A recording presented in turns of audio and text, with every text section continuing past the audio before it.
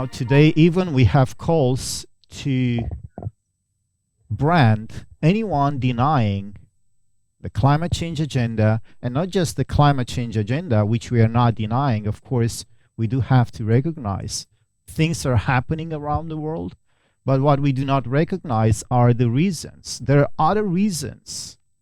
Scientists, many scientists are pointing to the real reasons. Some of them we mention here.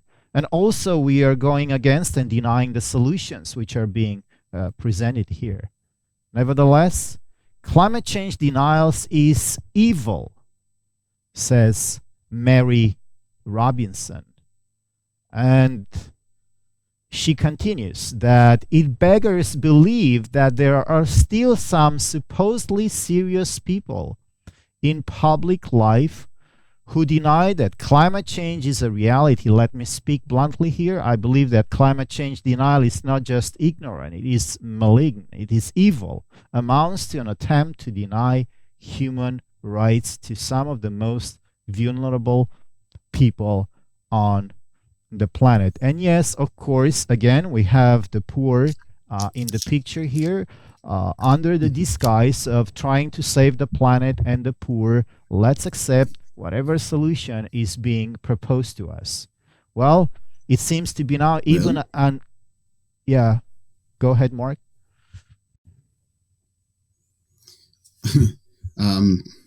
They're saying they're defining evil. And the way they define evil brings to my mind a verse in the Bible from Isaiah 5 verse 20 that says, "Woe unto them that call evil good, right, and good evil, that put darkness for light and light for darkness, that put bitter for sweet and sweet for bitter." Is this possible? Is it possible that an entity of leadership could arise that is bent and determined to change our perspective, to change our paradigm as to what is good and what is evil, what is truth and what is erroneous, what is false, what is light and what is darkness? It seems to me that these folks have aligned themselves with that entity. That entity has aligned, they are aligned to that. They are a part of those who the Bible puts a woe on, who God is saying, woe to those who call evil good and good evil. They're saying those who oppose these measures are evil. So at the bottom of this... Go ahead. At the bottom of this conversation of this climate change agenda, if we take off the cover, we do find a battle between good and evil, right? This is a spiritual war. It's a spiritual warfare. It's a clash of minds. It's a clash of worldviews. And people should realize that this is not really just about climate change.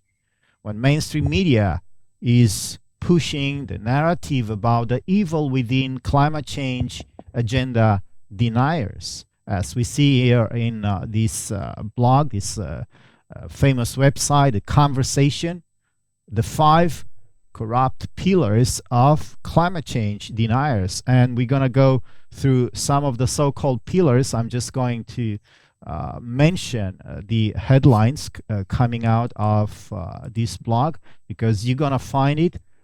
Anyone interested to see this, you're going to find this in mainstream media for sure. Number one, of course, they're pointing to the oil firms that spends millions on climate lobbying. But the science denial, this is the type of denial we are familiar with. They state with the science that the science of climate change is not settled. Well, let me point it to you just a few minutes from now that there are scientists which are basically saying no, the science about climate change is not settled. Economical denial. Well, this is kind of turning the reality upside down. We mentioned and we pointed to some articles from the very beginning, and I believe that people at large, Europe, US, should be pretty much aware by now that the idea that climate change is too expensive to fix, they state here, is a more subtle form of climate denial. Economists, however, suggest we could fix climate change now by spending 1% of world GDP. Well, what happened the last 2 years? This is the same promise they did, right? If you look 2 years back, the same promise. Let's spend the monies, let's lock down countries, economies, society to save society, to save people. Look what happened 2 years. Inflation has never been so high in Europe since the Second World War and other major disasters. Third one, humanitarian denial, they point to, and fourth, political denial, and number 5, crisis denial here. Quite interesting here. So question, Mark, since there seems to be this gigantic effort to bring humanity on this track and to accept every single solution at every single level of society, again, this is a question to you and to our viewers. How should everybody react when you hear this kind of information? We should take everything they say with a grain of salt. We should put what they're saying to the test, because they are orchestrating. They're orchestrating in the way they set those rules. You know, the points of climate denial. If we accept those, then who is going to be counted as guilty? Who's going to be counted as perpetrators of great evil upon humanity? The very people who question. Yeah. The very people who question the position of this entity, the position of these unelected entities that are pushing their mindset on the rest of the world. So they have designed they are the ones designing the rules. There's no objective law that they're using, but their own preferences and their own advantage to be able to denounce as evil those who oppose or those who disagree, simply disagree with the points of view that they're pushing forward. And they're telling us that in their world, in the world that they would like to see implemented, or the world that they like to bring into being and solidify for the future, there would be no tolerance for dissenting thought, or expression. This is the means there's no tolerance for freedom of thought. Exactly. In their world, there is no thought, no tolerance for freedom of thought, much more freedom of expression. This is the mindset. The question that everyone should be asking is, would I be content to live in such a world where I'm not free to think, where I'm not free to express myself, if those expressions are in disagreement to what the authorities are put upon us? Let's say that the climate change scenario goes the way they are saying it's doing, but would I be willing to live in a world where I would be a genetically modified slave with no freedom, with 24-hour surveillance, where basically everything related to our free will is going to be taken away from us? In a world with a social credit system where I will be forced and blocked to do whatever kind of tests the government are going to enforce, whatever gene modification therapy they're going to mandate on the population, would that be a world that you and I would like to live in? Well, I think I know the answer from my own perspective. You know, Michael, we're looking at it in that way, but perhaps uh, the answer might come from if we look at the perspective put forth in Alex Huxley's book, A Brave New World, where he presents a totalitarian system introduced, where the nations are introduced to a totalitarian system, but that system is not, it's not a system that comes with overt coercion, but that the people are induced to receive their own enslavement through hedonism, through a love, through inducing, through buying them with pleasures, trivial, Yeah. animalistic pleasures. And they themselves, they choose their own slavery. And I think that is what is happening today. That's one aspect of the tyranny, this growing tyranny. One side to it is that, yeah, we're being led into it with the manipulation of fear tactics. But on the other side is that we're being baited. Accepting. People are being baited to receive it with the promise of certain pleasures, certain comforts. And one of the areas that what the great bait that is being put forward today is using the same fear tactic is security. The nations are being manipulated to see security as being more valuable than liberty. This is what is the secret of the power of this deception. If we can be led to esteem security and safety and comfort above liberty, truth, justice, then for sure it will not be that this totalitarian system, this dictatorship, this tyranny will come and force us into it, but that we ourselves will choose it. We ourselves will submit ourselves to it because it offers us comfort. It offers us security. It is offering us promise, though those promises may be, vapor, but the populace submits itself to it because what it offers is deemed as more valuable than the values that our fathers cherished and paid for in their own blood. For them, freedom, truth, justice, and honor was of sufficient value that they would sacrifice comfort, security, and life itself to preserve that.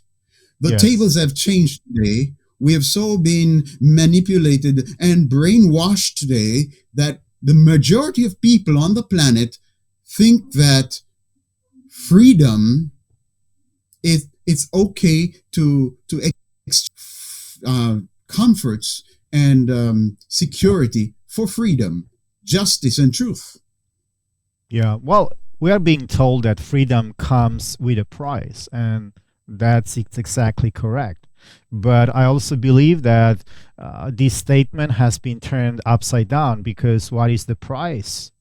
Will the price be, as you just mentioned, to have a false feeling of security by accepting totalitarian regimes which are being pushed and mandated upon populations around the world? We saw that what happened for the last 2 years. Obviously, the majority, even Christians, which should have known better, have accepted these totalitarian measures and are still accepting this measure being placed.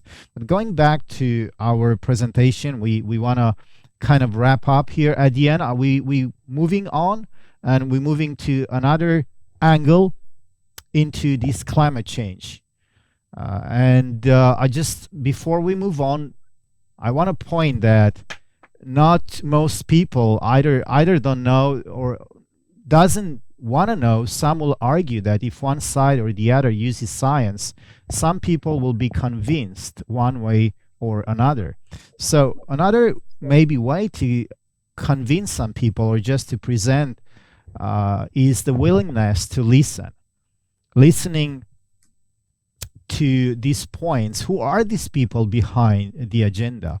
Because what we see today, United Nations, WEF, these globalists, the elite, government leaders, politicians, religious leaders, are these the people pushing and promoting the COP27 package? Or can we go even back, maybe 30, 40, 50 years back?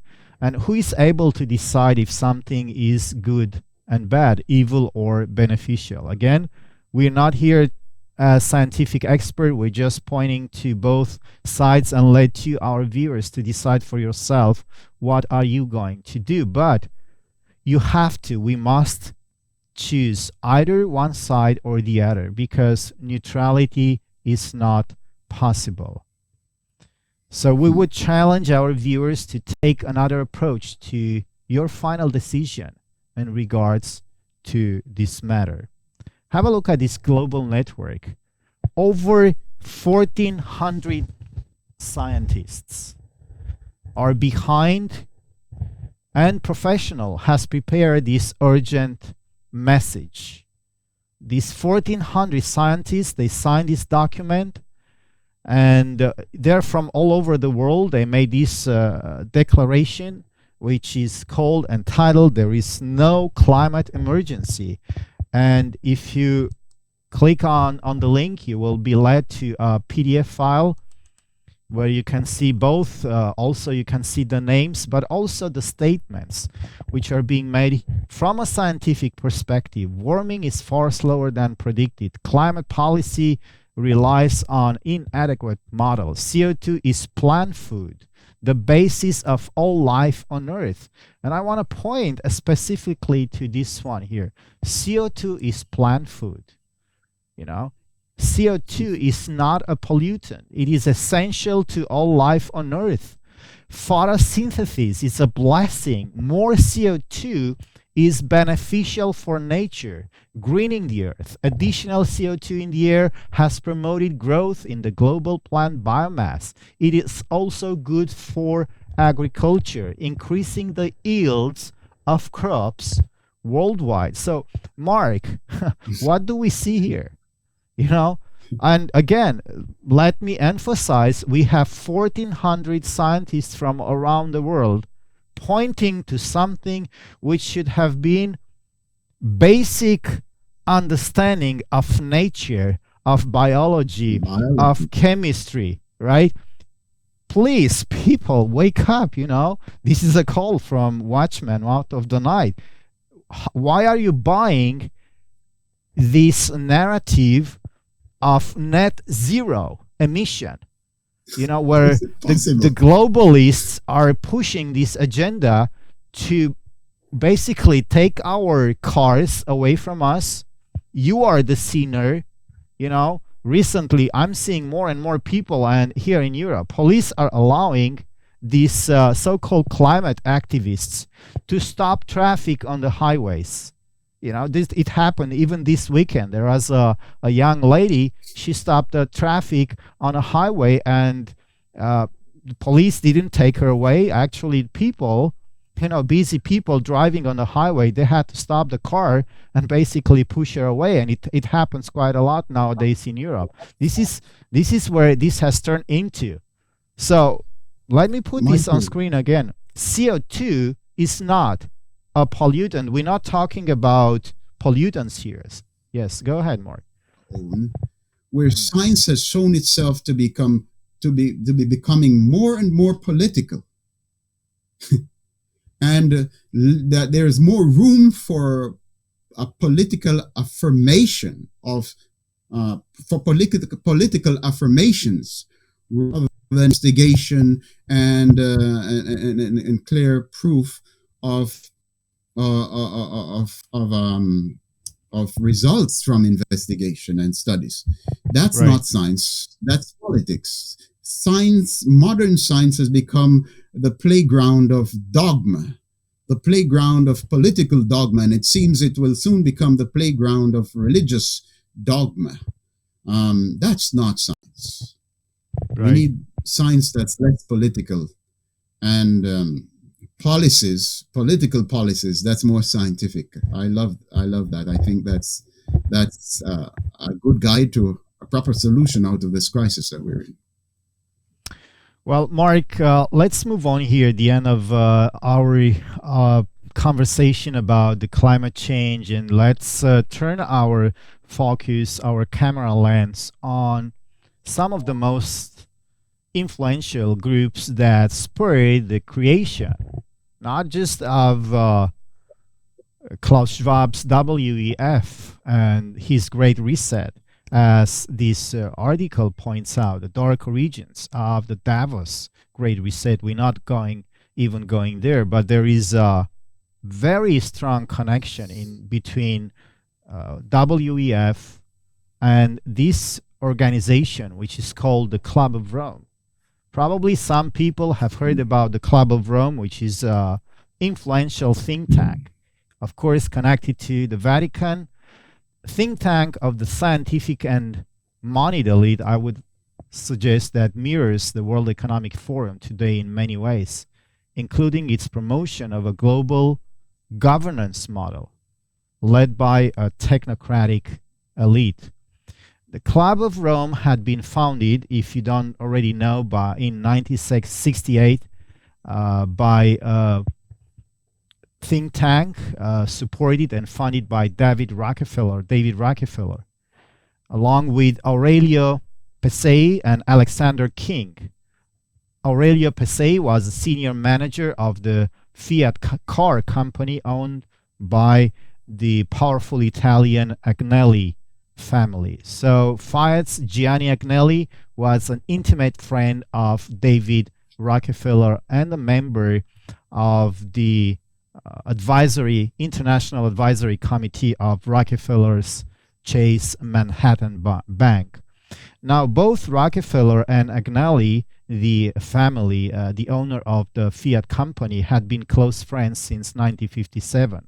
He became a founding member of David Rockefeller's Trilateral Commission, known today in 1973, and also has been the head of OECD science program, consultant to NATO, and this was the beginning of what we know today as the Club of Rome. Well, this is a quite important thing because Club of Rome, as it states here on the screen, we're not going to go through all the details, but I just want to point to something here. The Club of Rome founder Aurelio Pesei, in the Chess Ahead, London 1969, he made this statement, and I have the link there for anyone that you don't have to believe us. He came up with these three solutions for the problem back in 1969. Number one, biological. Well, we're talking about the climate change and the worldwide problems. That's what we're going to put on. Biological, germ or viruses. Is this what we see today? I mean, do we see a solution to what was being pointing out? All right. And he makes this statement. The first one is biological nature, which maintains so many balances, will see to it that human incontinence will be remedied through some new germ of viruses. Number two is mass sterilization. And you see the second in the quote here, underlined with the red line. Mass sterilization, or with the help of other clean methods, biochemistry might suggest, a ceiling on population or new birth will be enforced in some nation by due process of law, in other perhaps by international measures. And number three, elimination of all surplus humans. Mark, does it sound like eugenics? Eugenics is. We've seen eugenics methods, both a play in the United States, also in Germany. That's the most classic and memorable example we have right now in Right. under the Nazi regime. How the undesirable ethnicity was treated. But yes, it sounds, it looks, it smells like it smells. Yeah, this is their own statement. And let's go ahead, because Club of Rome published also what many people have called a deeply flawed report, which is called The Limit to Growth, which predicted an anti-civilization as we knew it because of rapid population growth combined with fixed resources such as oil. This report, The Limit to Growth, concluded that without substantial changes in resources consumption, right? This is what they're pointing to. And we're taking this from their own books, their own reports, their own websites, basically. Let me see if I can find it here. Right. No, this is the one, The Limit to Growth, from their own website. Well, Club of Rome was long controversial for its obsession with reducing the global population. And many of its earlier policies, which critics described as influenced by eugenics and some kind of smart dictatorship, Club of Rome eugenicists, and also author of The Limits to Growth. And let's point to one of the author, which is Dennis Meadows. And recently, some years ago, Dennis Meadows explains the great culling of the population as one of the solutions to combat climate change is to be implemented in a peaceful way via a smart dictatorship achieved via the smart city. Did you hear about the smart city recently? I mean, this is pretty much in the news. So the Club of Rome's The Limits to Growth obviously is modeling some kind of pseudoscience to justify depopulation. But again and again, don't take my words for it. Just listen to Dennis Meadows himself. And here it comes. But in one way or another, we are so far, globally, we are so far above the population and the consumption levels which can be supported by this planet that I know in one way or another it's going to come back down. So I don't hope to avoid that. I hope that it can occur in a civil way, and I mean civil in a special way, peaceful. Peace doesn't mean that everybody's happy, but it means that conflict isn't solved through violence, through force, but rather in other ways. And so that's what I hope for. That we can, I mean, the planet can support something like 1 billion people, maybe 2 billion, depending on how much liberty and how much material consumption you want to have. If you want more liberty and more consumption, you have to have fewer people. And conversely, you can have more people. I mean, we could even have 8 or 9 billion probably if we have a very strong dictatorship, which is smart.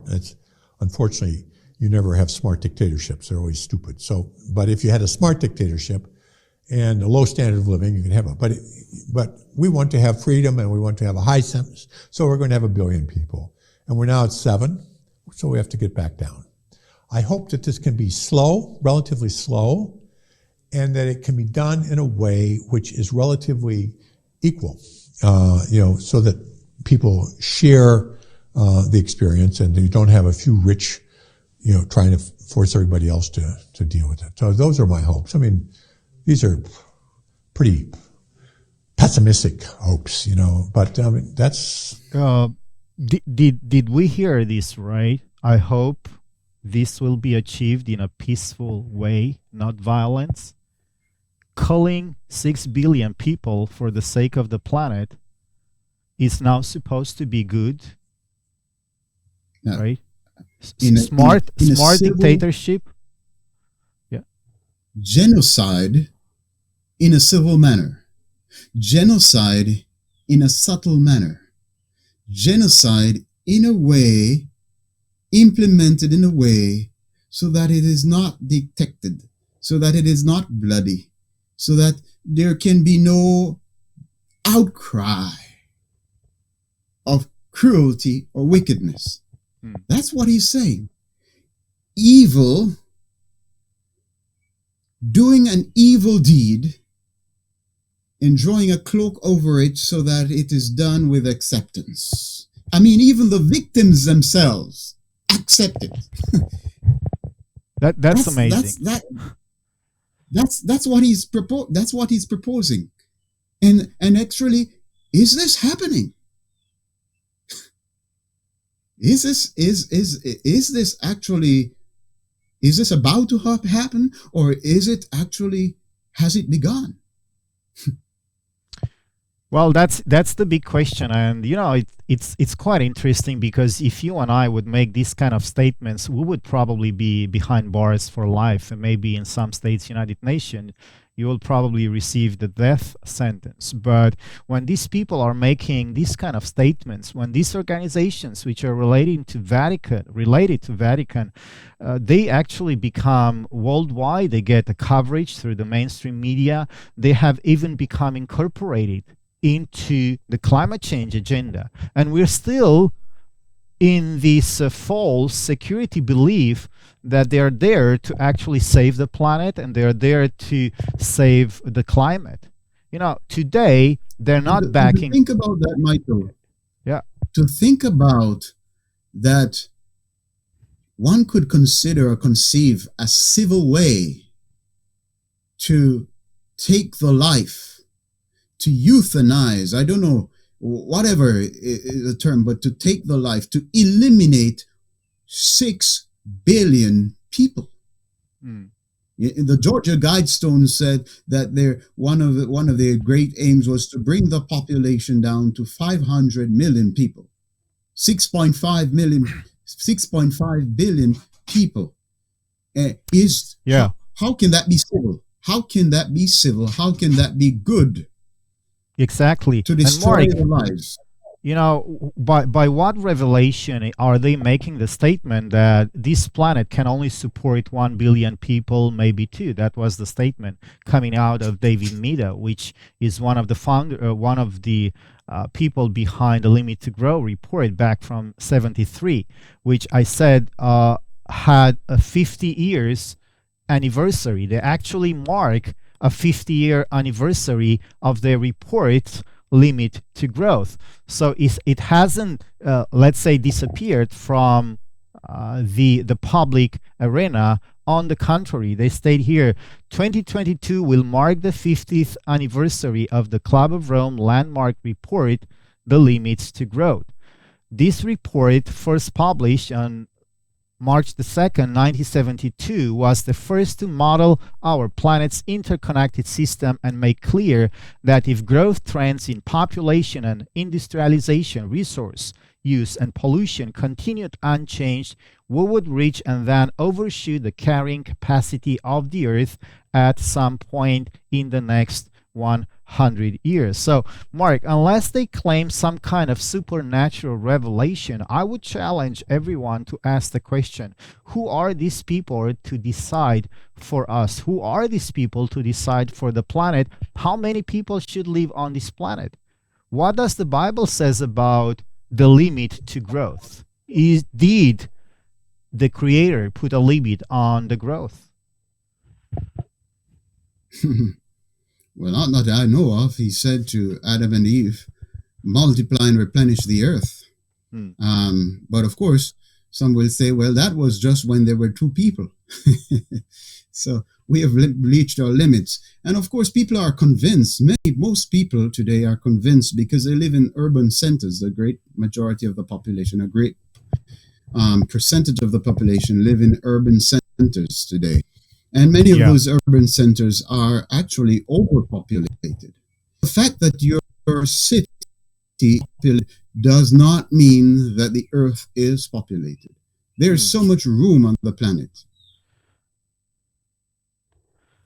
We must remember that the origin of the environmental movement began all the way back in 1968. This is not a new, friends. This is not a new movement. It's actually the Club of Rome. This is when the Club of Rome was formed. And the Club of Rome has been described by many other journalists, writers as a crisis think tank, which specializes in crisis reaction.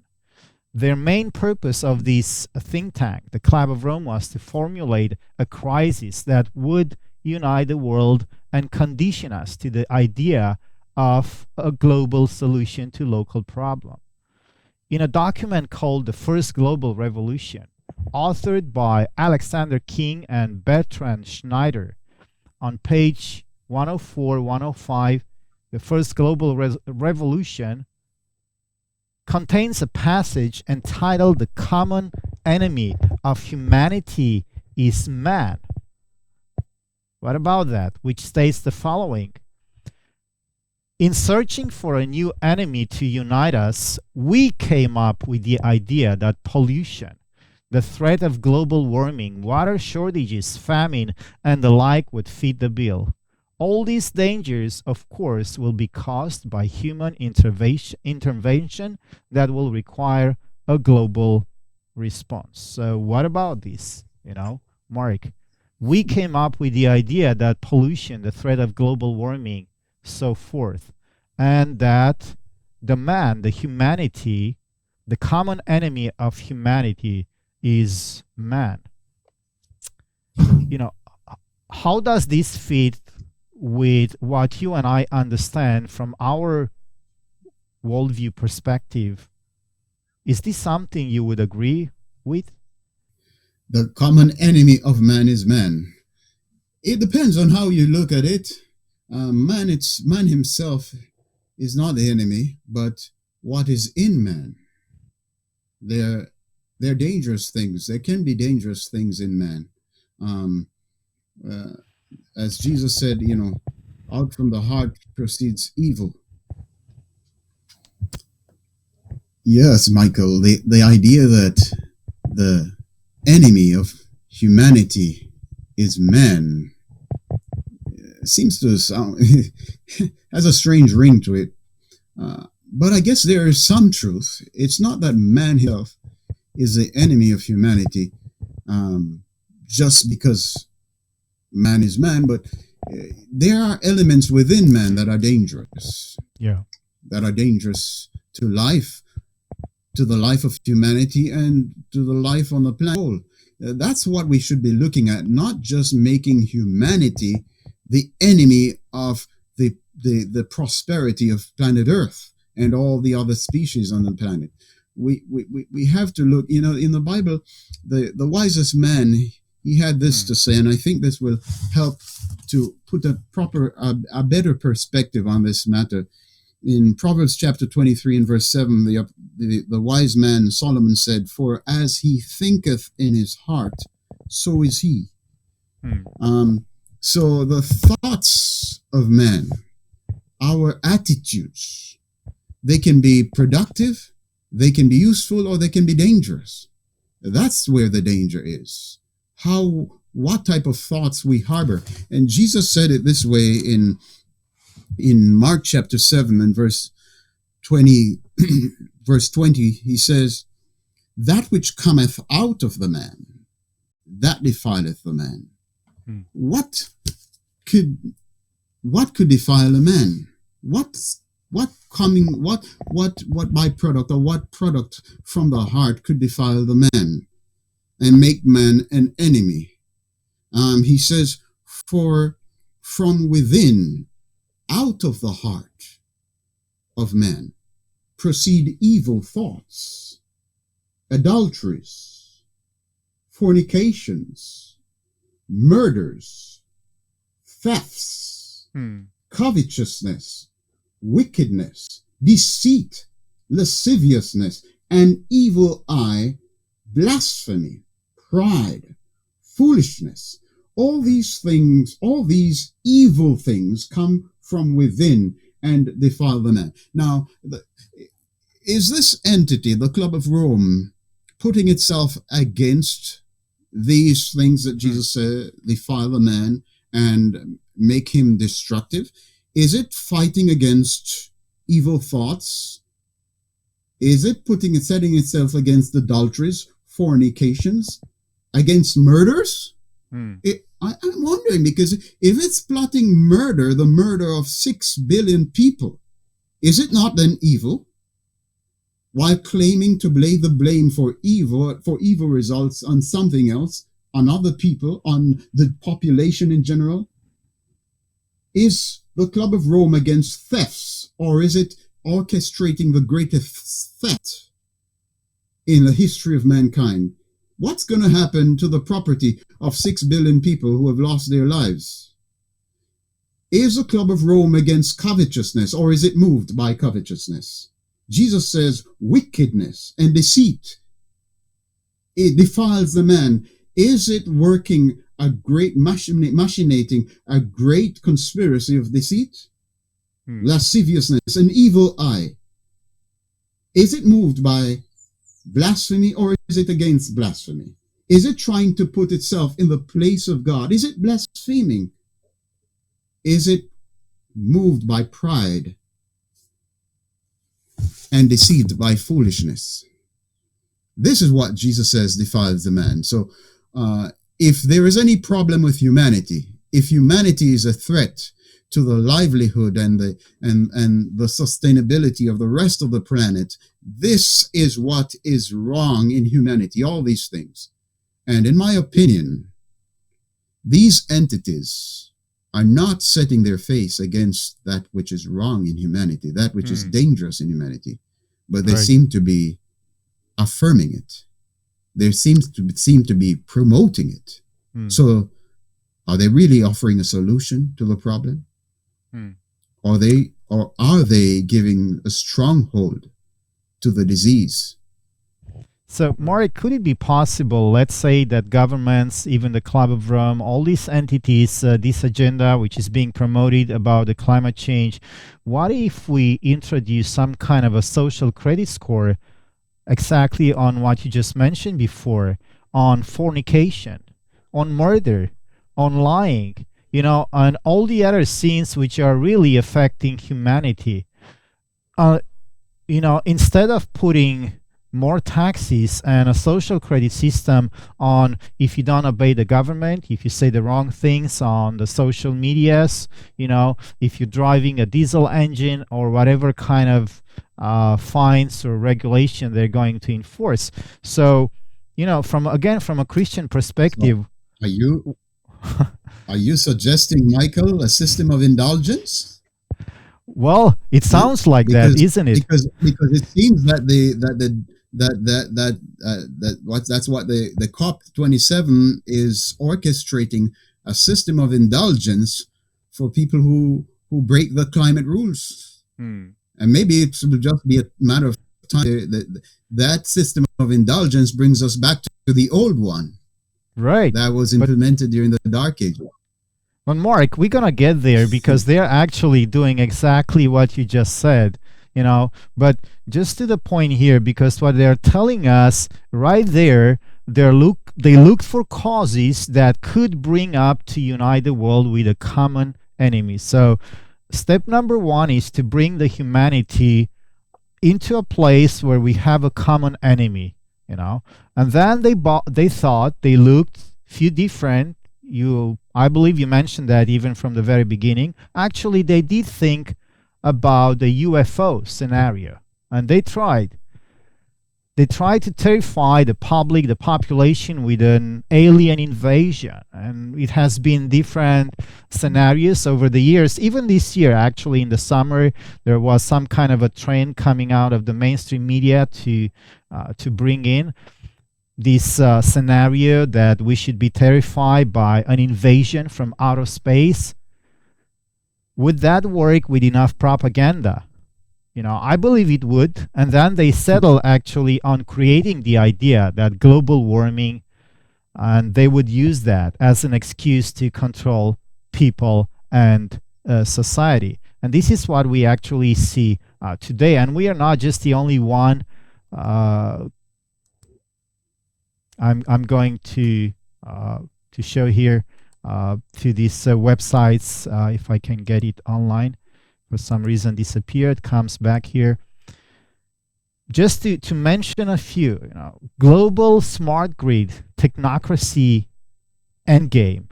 That's one of the blogs here.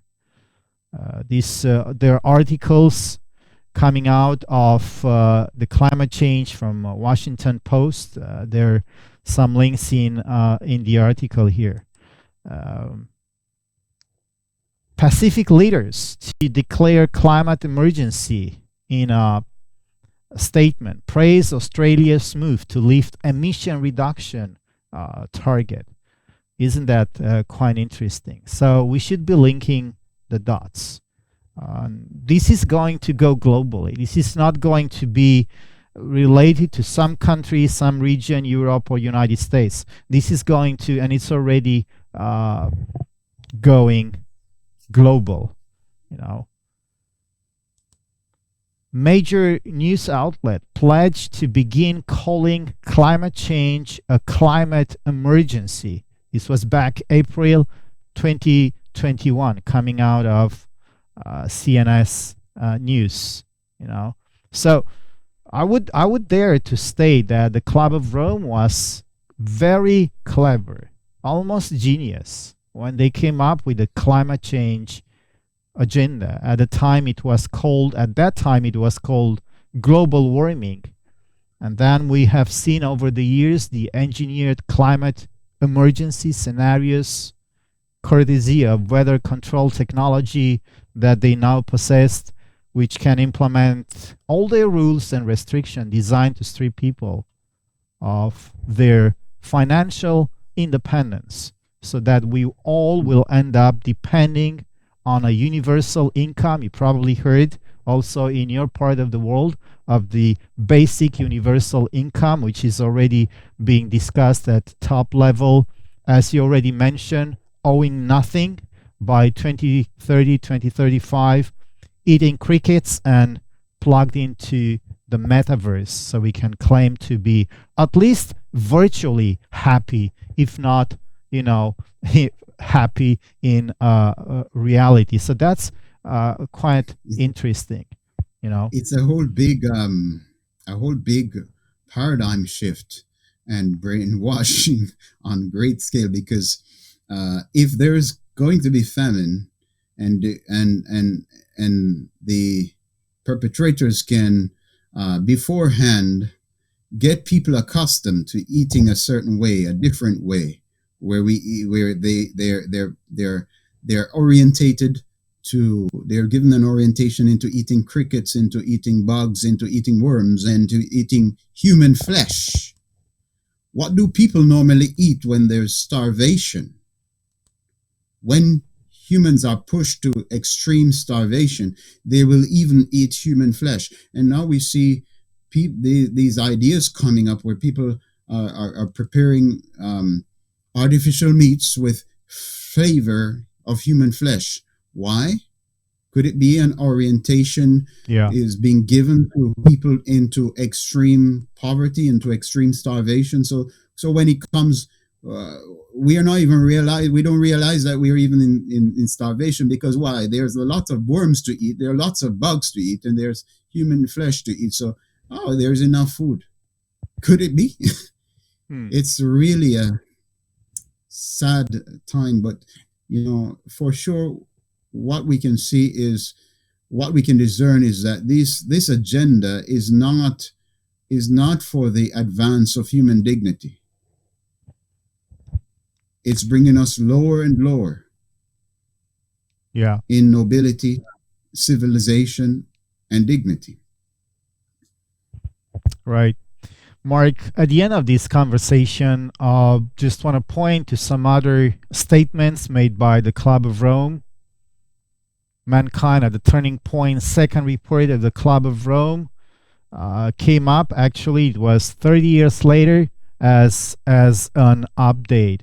Well, and also, yeah, coming out of this book, this is the update coming out of their Club of Rome agenda. But what I actually also want to point is to something which is quite interesting.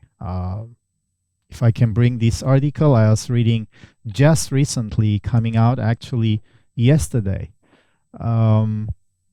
From this blog. It's actually a Danish blog, and I'm going to put it on the screen. It's automatic translated.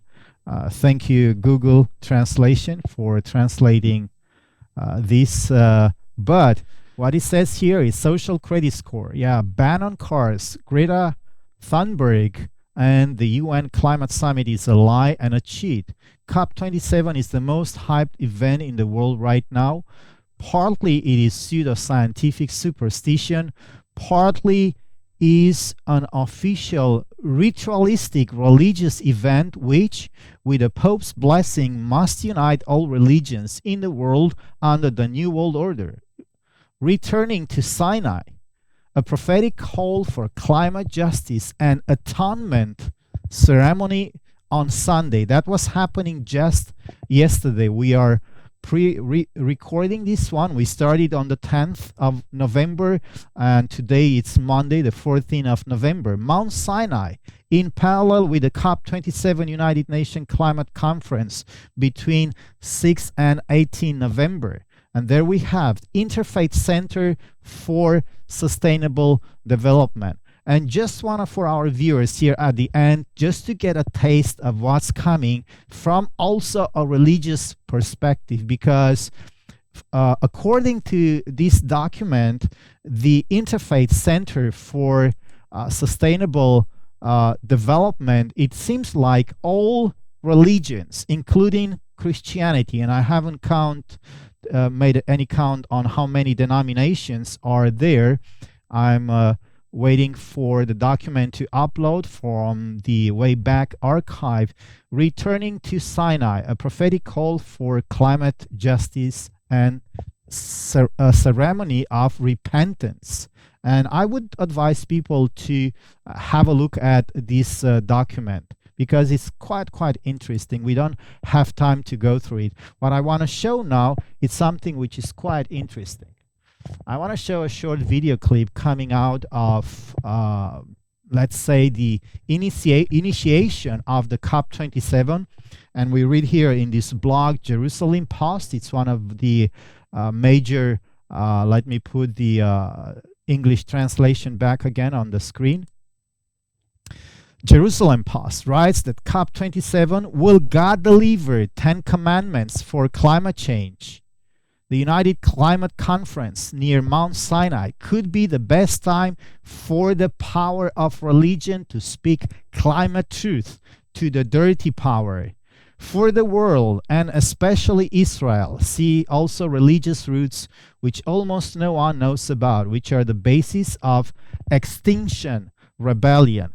So people, friends, this is all interconnected. This is not just about what many people are led and coerced to believe. This is all about climate change. Here at the end, let me just play this short video clip.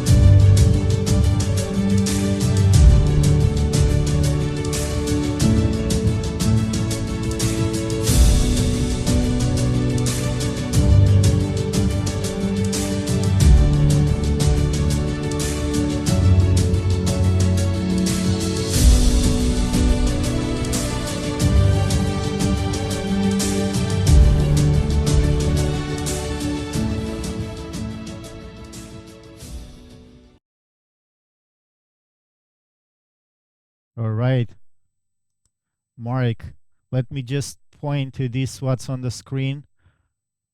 Climate religion is the designer ideology of the ruling elite coming out of this website on Substack, Chaos Navigator, which aims to change the entire world economy in favor of the ruling elite. It's about economics, the biggest change to the world order, climate quotas, CO2 quotas for debt will be central bank's new currency. That's one aspect. But let me point back to something which is even more sinister.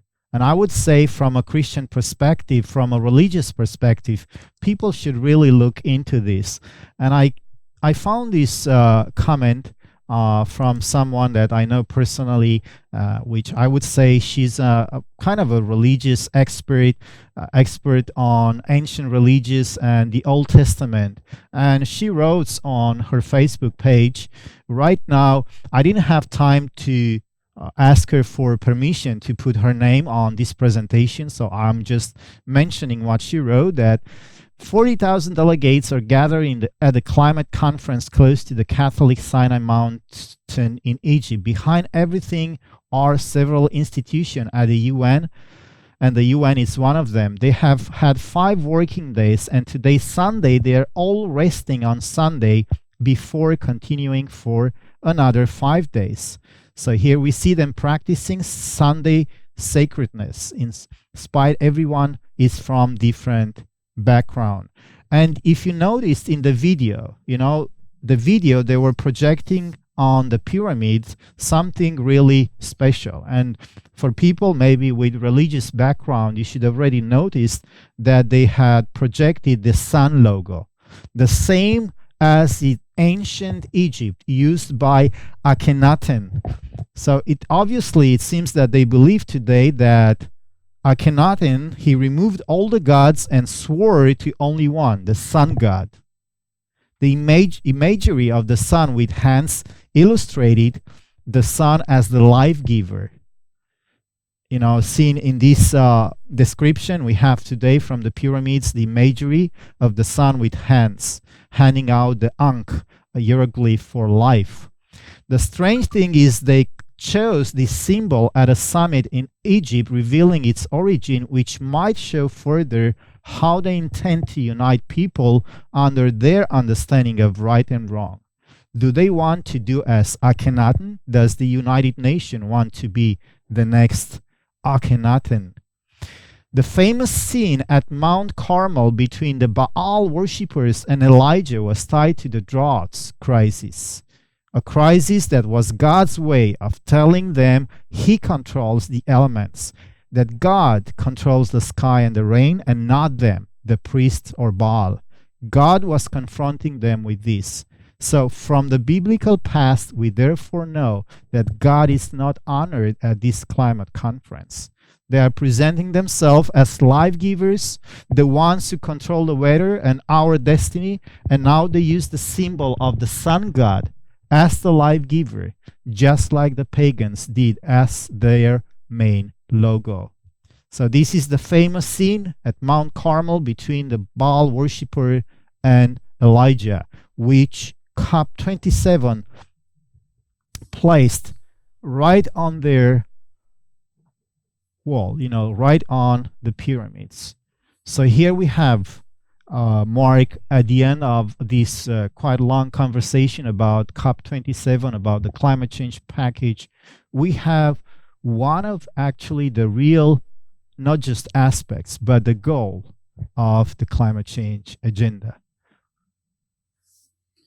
Here, Michael, this is very interesting because in the showdown between Elijah and the prophets of Baal, found in 1 Kings chapter 18, we saw that Elijah called the people to make a choice. He said, if God be God, then worship him. If Baal be Baal, then worship him. But the people answered him not a word. There was such confusion in Israel at the time, they couldn't discern between God and Baal. Syncretism has that effect on the people, you see. Yeah. And they were stunned, and so he said for them, I will help you. The God who answers by fire, Let's make two altars, one for Jehovah, one for Yahweh, and one for Baal. And the God who answers by fire and consumes their sacrifice, he is God. And so they got bullocks, and he made an altar, and he put a bullock there. They made an altar, they put a bullock there, and then he drowned the sacrifice and built a trench around it and filled the water ran down his sacrifice and filled the trench. And the prophets of Baal cried all day for Baal to bring fire down on their sacrifice, and there was none. Elijah watched them. They went into a frenzy, and there was no response from Baal. And in the evening, around 3 o'clock, he looked up and called out to God, and he said a prayer, a simple prayer, and God responded. Fire came down from heaven, licked up the water, consumed all the water, and then consumed the sacrifice. And the people responded, the Lord, Jehovah, he is the God. But there is a prophecy that brings us back to this scene in Revelation chapter 13. It speaks about the coming of a false prophet. And this false prophet apparently will endeavor to imitate or to imitate or to falsify, to give a counterfeit of Elijah's work, to counterfeit the work of Elijah. If we turn there quickly, he says in Revelation 13 and 13 and verse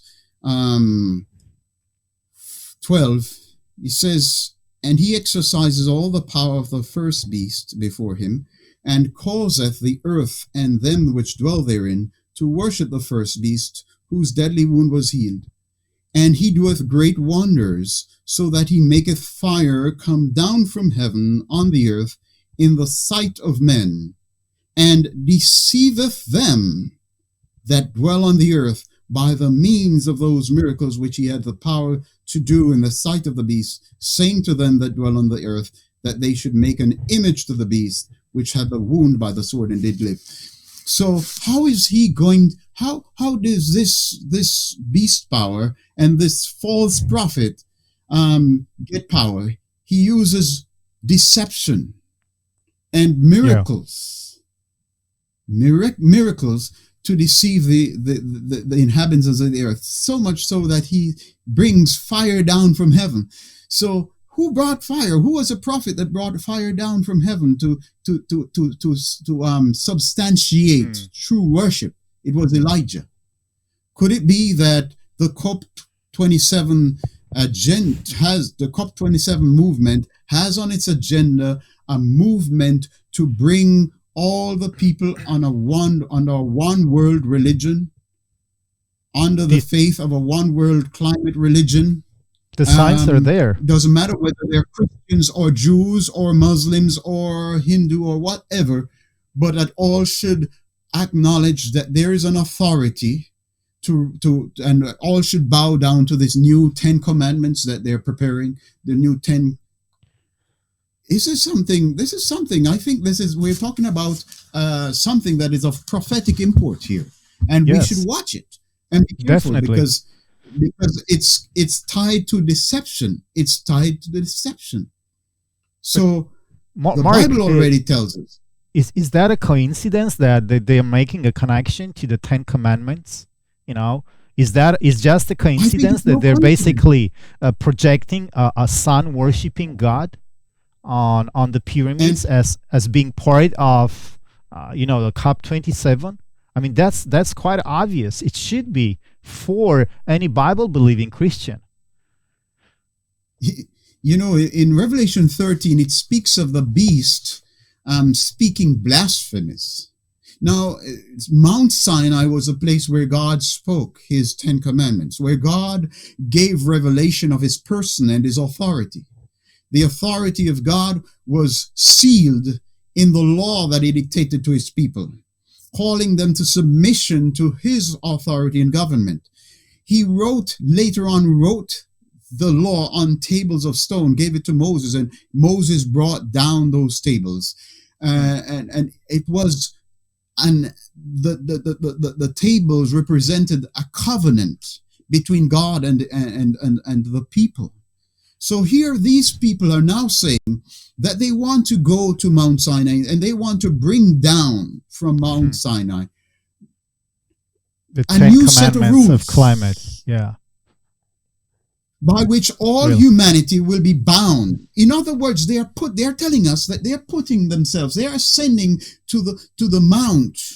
They're ascending to the mount of God so that they can come down as figures of authority, and that all men should be willing to submit themselves to this new religious authority, religion of climate change. It's all blasphemy. religions, including some major leaders from Christianity, are with that. Talk about total deception. How does it fit in that very Bible verse you just read about that the whole world will wander after the beast? What is what is a synonym with wandering? Are we talking about mass formation here? Are we talking about a world, even a Christian world, being hypnotized by the powers to be to follow into a concocted agenda that is supposed to unite the whole world, and then implementing? This is not just a climate religion, a cult, which even secular people, we've been reading a lot of secular blogs and newspaper pointing to them. Even these people thus see that this is not about saving the planet. This is a religion with a totally different goal and aim. But even us, from a Christian perspective, I think it's very important what you just did, pointing this to the final, what we believe the Bible is pointing to the final movement into this world. So have we reached, Mark, here at this end? Have we reached to a point in the world where we can say, yes, this is exactly as the Bible has predicted? I believe we have, Michael. Going back to the scenario with Elijah and the prophets of Baal, the Jezebel had the wife of Ahab, who was the king of Israel then. She was the worshiper of Baal.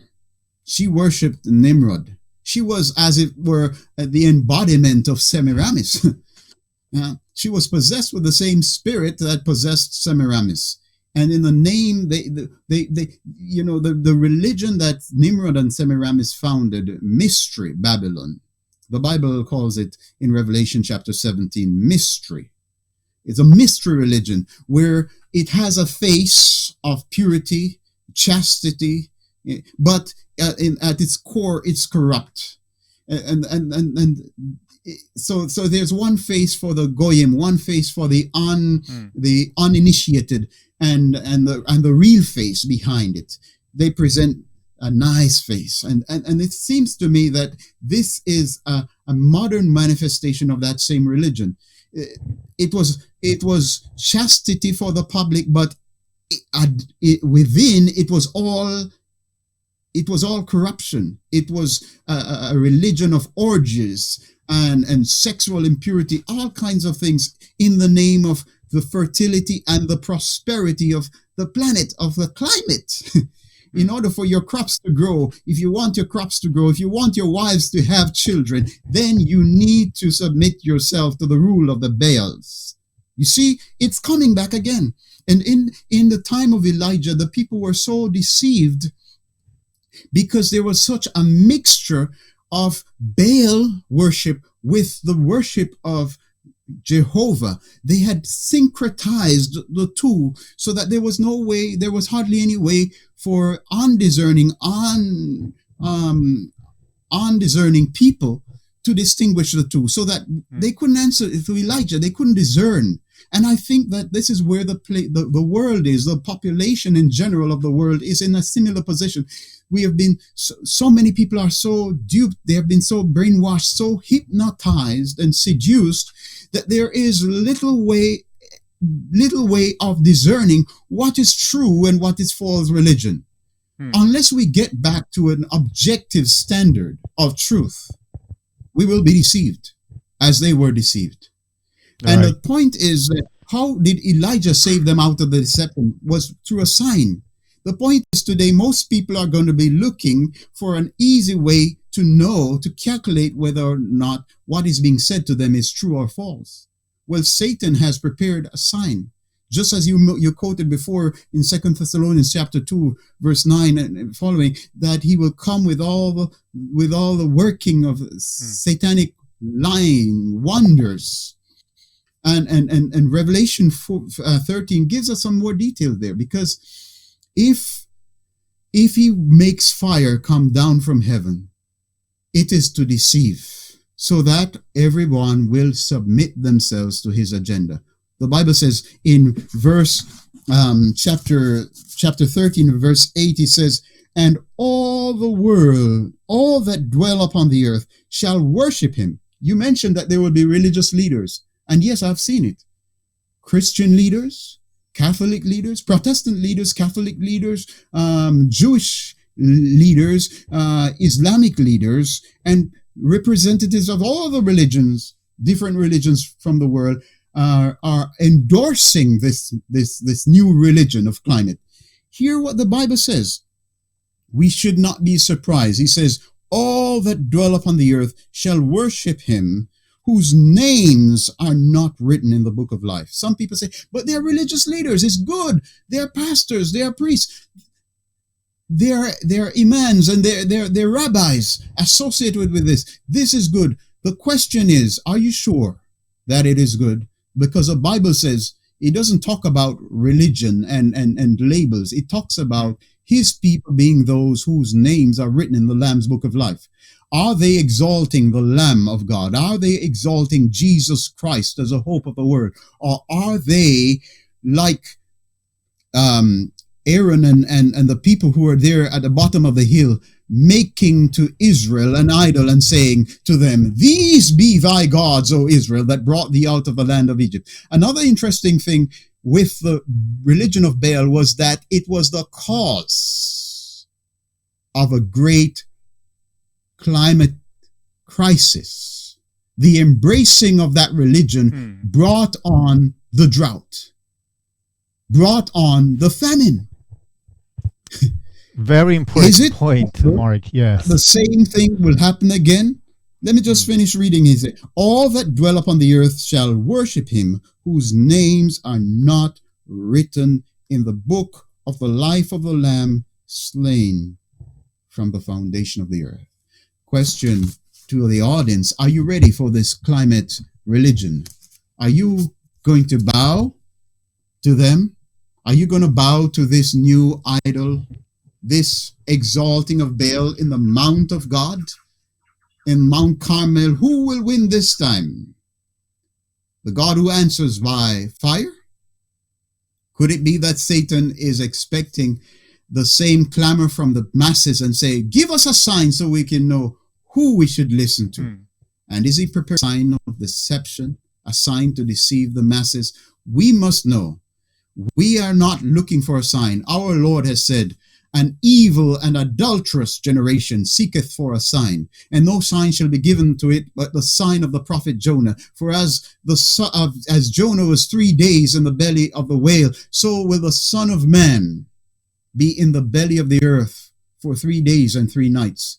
We have received that sign. We know who is the true Lord. We know who is the true object of worship. We know who is the true prophet that calls us back to the King of Kings and the Lord of Lords and to devotion to his name and honor. It's Jesus. And if this religion is afraid to name his name, we know that it is just a purporter of lying wonders. Right. We have no intention to bow with them. Amen to that. And I believe that people have already should have got their answers. And so thank you. We have reached to the end of this Watchman Word of the Night. This is the second edition, and would like to point our viewers that we're going to continue. We're going to continue to point to actual events which is happening around the world, and we're going to point to the truth. So then our next conversation, stay tuned on Light Channel TV and Loud Cry Missionary Society YouTube channel. We're going to cover, our next topic is going to be the coming CBDC, the central bank digital currency. This is also part of this wider agenda, which is going to bring even further the humanity to a level of enslavement. But nevertheless, thank you very much, Marc, for being part of this conversation. Thank you all. We'll see you next time. Thank you, Michael.